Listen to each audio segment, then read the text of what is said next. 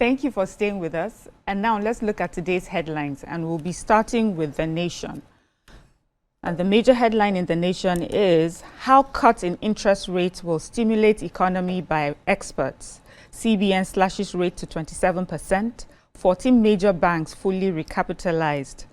We have Federation revenue rises to 3.6 trillion naira, says NRS chair. First Lady raises 20.4 billion naira for abandoned National Library projects. Amazing. Court bars Chinese firm from Osiomo power plant in Edo. National Assembly unseals Senator Natasha's office. Trump, Lula, Erdogan in fireworks at Unger Day 1. Finally, okay, no, we still have a few more. 3 soldiers get life jail for selling arms to terrorists. Ibadan Aglo for Ladoja installation. And finally, federal government to build 600 capacity hostel for Abuja Law School. Who's going first? Okay. What do you have? Yeah, so I have the Federation revenue rises to 3.6 trillion. Okay. They said that the Nigerians' monthly revenue collection surged from 711 billion in May and to 3.64 trillion in last month, says the chairman of the Nigerian Revenue Service. You know, the Federal Inland Revenue is now, they've changed the name to NRS. So he is saying that, yes, Nigerian Revenue Service. So he's saying that he said this in Abuja. He met at the Presidential Communications team. They said that most of the money came from non-oil tax collections. They said they were the ones that experienced the sharpest rise, hitting over 1 trillion from 151 billion during the same period of 28 months. Okay. And they said, according to him, he said it increased considerably with receipts rising from 96 billion naira to 644 billion. They said the value added tax receipts more than tripled to 723 billion from 218 billion. Billion, that's all I'm just reading. They also said that the Nigerian Upstream Petroleum Regulatory Commission also reported their own too rose from 745 billion to 125 trillion. They said the Nigerian National Petroleum Company Limited contributed 111 billion in September 2025. But they are saying that the president said that the revenue projection for the year has surpassed what they had earlier on budgeted. And so this is a good one. Okay. I still have a preceding story. So embattled Senator Natasha was yesterday granted access into her office after it was unsealed at the National Assembly premises 6 months and 2 weeks after her suspension from the Senate. She moved into the office, and she also said that she was never going to apologize for her actions as demanded by the Senate and ordered by the courts. The senator was accompanied by her supporters who were barred from accessing the premises. However, the supporters will later converge at the Federal Capital Territory High Court, Abuja, where the hearing was to resume in the case, which was instead against her by the senator, by the Senate president. Yes, but it's been moved to October the 27th. Okay. Yes, but we all know that on July 22nd, the Kogi Central Senator who had attempted to gain access into the National Assembly premises, but she was prevented by the security operatives. But at least now, the ban supposedly has been lifted, her office unsealed, she has access.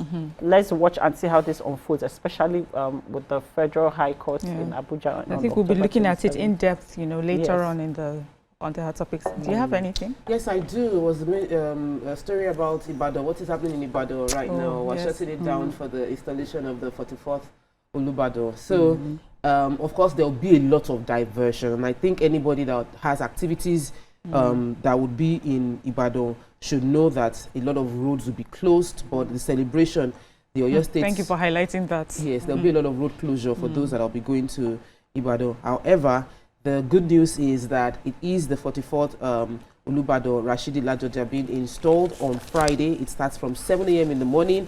And even before then, there will be several events, activities for the ceremony. Started from Monday. They were going to have another event they had another event on Tuesday.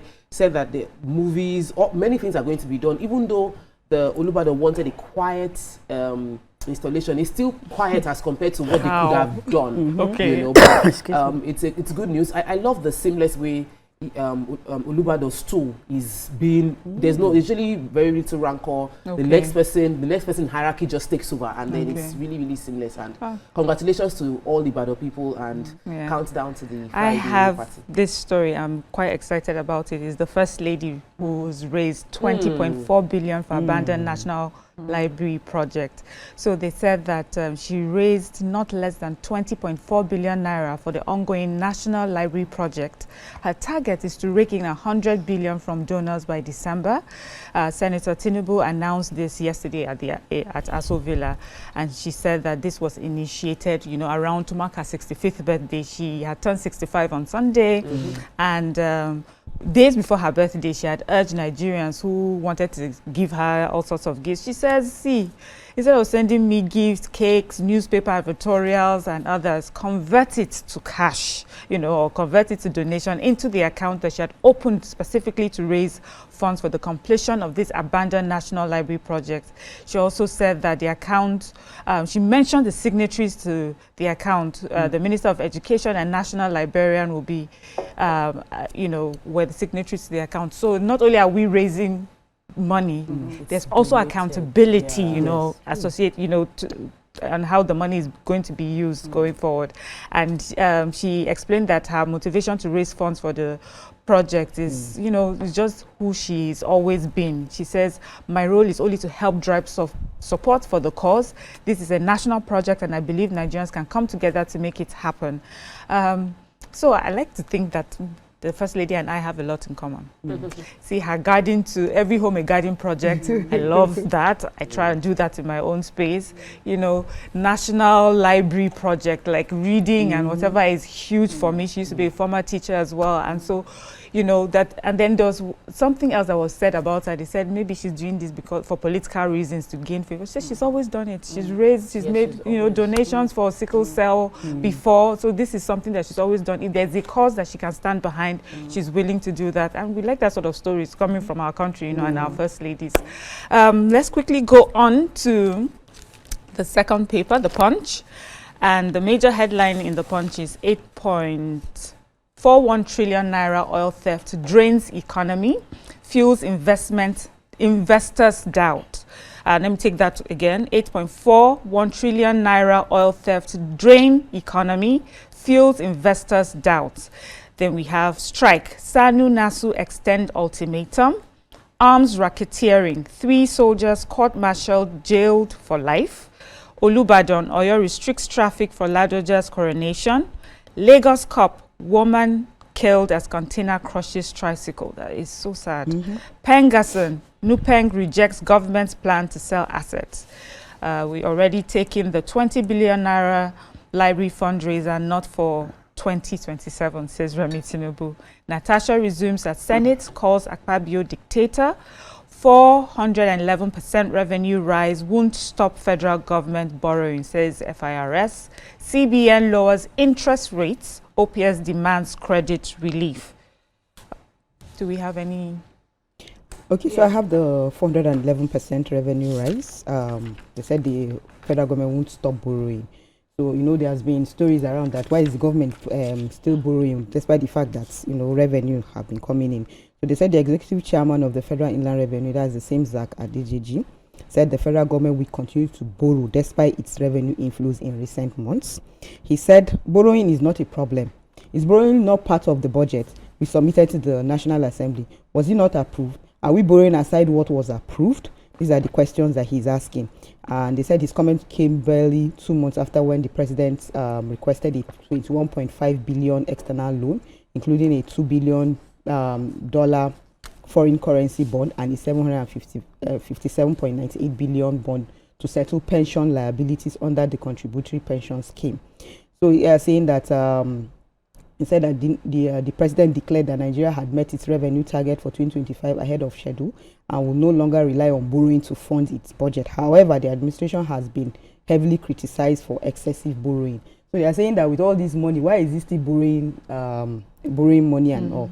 So, but he came out and he was saying that you have your expenditure, revenue, and loan in all budgets. So if my expenditure for this year is 100,000 naira, and my plan is that 80,000 will be from my revenue, I will borrow 20,000. If I have done revenue of 90,000, I am borrowing 10,000 according to what I have in my budget is what have in my budget. What is the problem with that? So what he's saying is that after he must have gotten that 10,000, that he can borrow, he can go ahead to go and borrow another 10,000 since he has not met the target. Okay. All right. Before we continue, let's just go on a quick break, and when we come back, we'll continue looking at the headlines. Stay tuned. Your View will be right back. Thank you for staying with us. We're still looking at the Punch. Okay, so a Nigerian Army Special Court Martial has sentenced 3 soldiers to life imprisonment for illegal arms trafficking and aiding and abetting the enemy. So that means they've been dealing with different people. In a statement on Tuesday, the 7 Division's Acting Deputy Director, Army Public Relations, Lieutenant Colonel Haruna Sani, said another soldier backed a 15-year jail term. He said the 4 soldiers were found guilty of stealing and selling military-grade weapons and ammunition, with some items allegedly smuggled across state lines hidden in bags of food. So the enemy is always winning. The Special Court Martial, convened by the Acting General Officer commanding 7 Division Nigerian Army and Sector 1 Operation Hardin Kaya, Brigadier General Ugochukwu Onachukwu, has slammed 2 senior non-commissioned officers and 2 non-commissioned officers. So this they are 2 non-commissioned officers and 2 commissioned officers. So this is, I'm happy that they are doing these things and they are catching them, because trust me, we keep saying that where do all these people get all this, the people, this information, kidnappers, intelligence and things. This is the issue. Yeah, you're so right. May God help us. Okay. So yes, I have this really sad story. A policeman and a female passenger were both sadly lost their lives in this avoidable accident. So the articulated vehicle, a truck carrying 40-feet container loaded with apples, was trying to make a turn around the Jora 7-Up area, and then it turned and landed on a tricycle, killing 2 people instantly.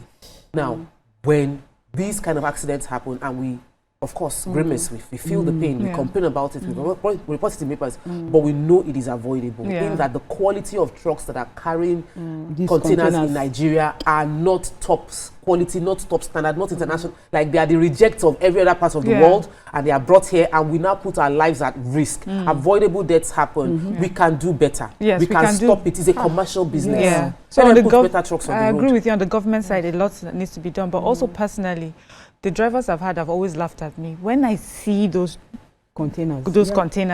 It's either you're behind them or you're able to go past them quickly. Don't be beside them while they are trying to turn. I see actually people just like, I'm like, do you have 10 lives? You don't drive beside them, especially while they are trying to turn. You just never know. My husband was driving in Canada and he was avoiding trailer. And I told him, you are not in Nigeria. No, it's still the same. You're saying you're not in Nigeria. Train station, you will take a break before driving past train tracks. Trauma. We're not normal. Okay, let's look at the Daily Sun. Major headline: Senate Natasha resumes vows not to apologize. We have federal government wants Nigerians as Ebola resurfaces. 3 soldiers bag life sentences for selling arms to terrorists. Why borrowing continues despite 411% revenue growth, says federal government. Nigeria leads in road crashes related deaths in Africa, says World Health Organization. CBN cuts interest rates to 27%, eyes $1 billion monthly inflows, and NUPRC rejects federal government's planned sale of JV oil assets PIA amendment. Who has the Ebola story? Yes, so National Biosafety Management Agency has urged Nigerians to be cautious following reports of outbreak of the viral fever, popularly known as Ebola virus disease, in neighboring countries. It's assured of its commitment to safeguarding human, animal and plant health, as well as the environment, and also vow to regulate modern biotechnology and put measures in place to ensure the safe management of emerging biological threat agents. The agency also urged state and local governments to play a critical role in achieving national biosecurity and support and equip surveillance and rapid response teams, ensure that containment and treatment centers are functional and ready and enforced by safety and by security regulations in laboratories, abattoirs, markets, farms. You know, just stay safe. Because so that, and I love the fact that they are pushing, like, just have the centers ready in case anything happens. We can just, you know, be ahead of it. Yes, please, everybody stay safe. Wash your hands. Just go extra miles to just take care of yourself. Do you have the Pengassin Nupeng? Yes, I do have the Pengassin Nupeng story. And at first sight, I just looked at it that, all these unions are coming against government's move to, because the government has planned to sell off some assets, the JVs that they have, joint ventures that they have within the oil and gas sector. So Pengassin, which is the Petroleum and Natural Gas Senior Staff Association of Nigeria, as well as the National Union of Petroleum and Natural Gas Workers, as NUPRC, both came out. The president of Pengassin, Festus Osifo, explained that the government owns about 50 to 60% stake in some JVs that are being managed by the NNPCL, and is asking they shouldn't sell it. Because if imagine that 30, 40 years ago, that Nigeria had sold those stakes then, that what would they have to bring in foreign exchange? He also meant that we shouldn't mortgage our future. According to him, you cannot mortgage your future and expect tomorrow's generation not to starve. He also mentioned that, think about it, that this funds Nigerian foreign exchange to manage our currency of today. And he proposed, then he spoke also about the proposed amendment of the PIA.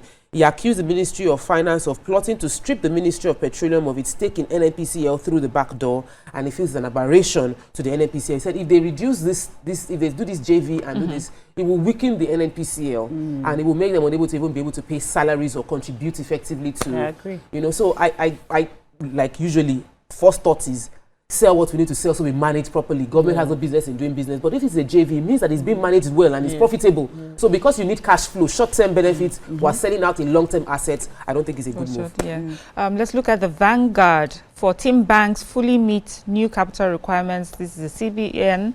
Natasha Akpoti-Uduaghan storms Senate office, resumes duty. Tinubu's 6th reform of global financial architecture. Diri, Kuka list ethnicity, others as impediments to federalism.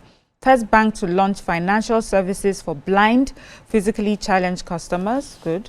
PFN to government, fix economy, end corruption, empower citizens.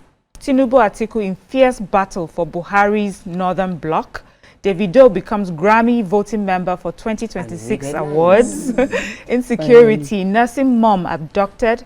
3 soldiers jailed for selling arms to terrorists. We've taken that, and then NUPRC Pengassin kick against federal government's planned sale of oil and gas assets, which we've taken as well.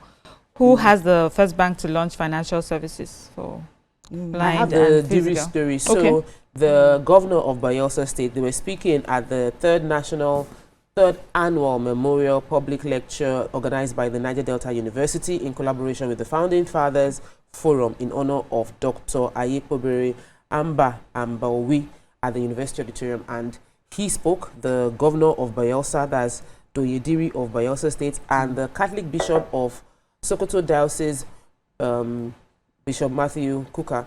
They identified that ethnicity and lack of respect for the rule of law are some of the impediments to the practice of true federalism in Nigeria. Of course, they're speaking concerning Nigeria. So they mentioned the nationalists, the founding fathers of the country, Dr. Nnamdi Azikiwe, Obafemi Awolowo, Ahmadu Bello, pursued more of regional and ethnic interests rather than promoting the practice of true federalism. So that is not something new. It's something that has been ongoing since our foundation. True. So, and those are the reasons why till date we're still struggling with true federalism being implemented. So I think it's something we can review, but yeah, it should be. Thank you, ladies. That's all we can take in the papers today. And when we come back, we'll look at our hot topics. Stay with us.